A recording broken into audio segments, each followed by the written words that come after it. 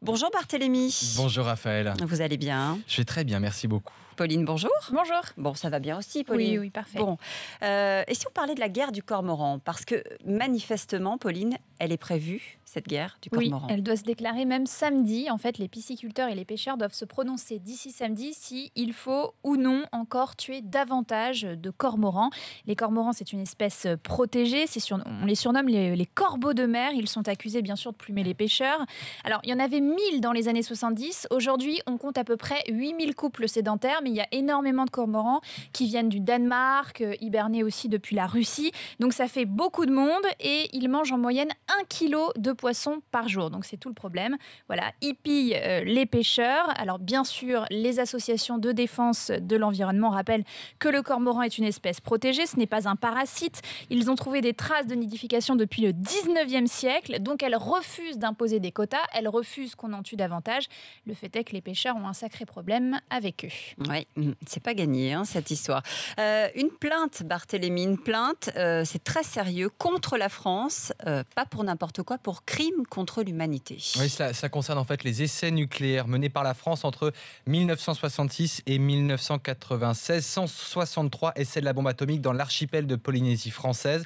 Il y a Mururoa d'ailleurs qui a commémoré cette année, le 16 juillet, le cinquantenaire du premier essai nucléaire. C'est la très puissante église protestante Maui qui va attaquer la France au tribunal de La Haye, également devant l'ONU.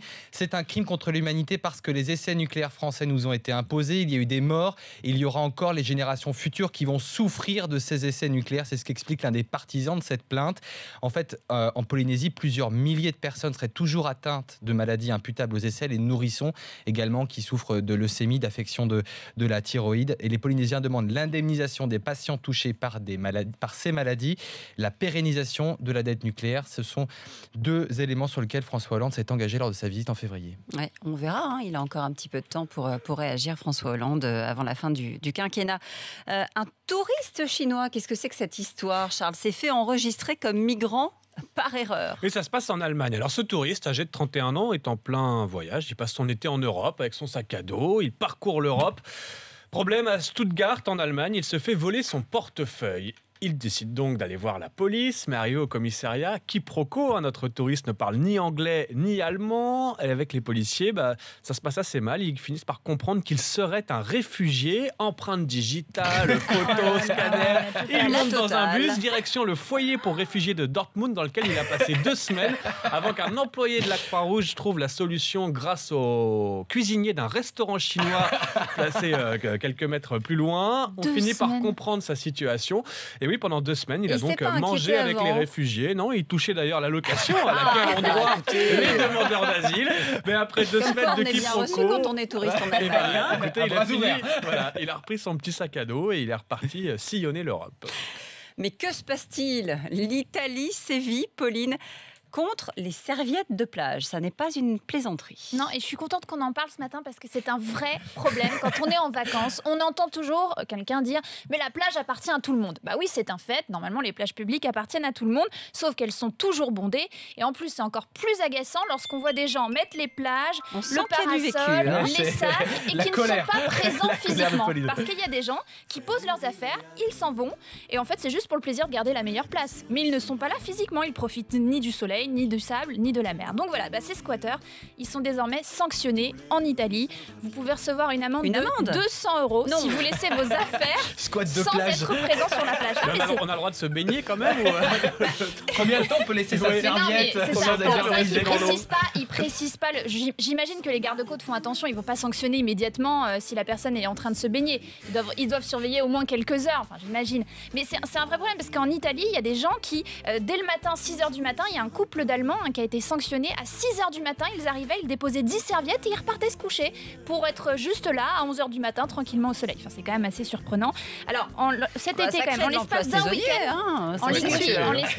week-end, 37 chaises pliantes, 30 parasols, des maillots et des serviettes ont été ramassées. Chef, on a fait une saisie. Bah alors le souci quand même, c'est qu'ils ramassent les affaires, ils les mettent au poste de police, mais les gens viennent jamais les chercher. Du coup, ils payent pas l'amende. Voilà, ils préfèrent laisser les affaires parce qu'ils laissent pas leur carte d'identité, bien évidemment. Oui, Ce puis ne sont une que des serviette objets. de plage, forcément, ça coûte pas très cher. Donc, vaut mieux perdre la serviette plutôt que de payer l'amende. C'est Alors, justement, tiens, les amendes, on va en continuer à en parler.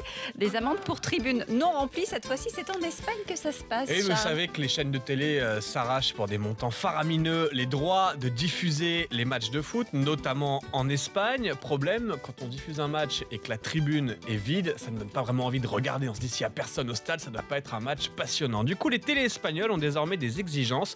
La tribune qu'on voit à l'image, c'est-à-dire celle qui est face à la caméra, devra être remplie au minimum à 75%. En dessous de ce taux de remplissage, les clubs s'exposent donc à des amendes de plusieurs milliers d'euros. Eh oui, tout se paye, hein, La mon bon Ligue est monsieur, même aujourd'hui. prête à financer des bâches pour maquiller les tribunes vides, pour qu'on ne voit pas les sièges vides. C'est l'objectif de montrer le produit télévisuel le plus beau possible. C'est le contrat, en tout cas, entre la Ligue de foot espagnole et les chaînes de télé. Ah oui, le pouvoir de la télé, hein. C'est fou.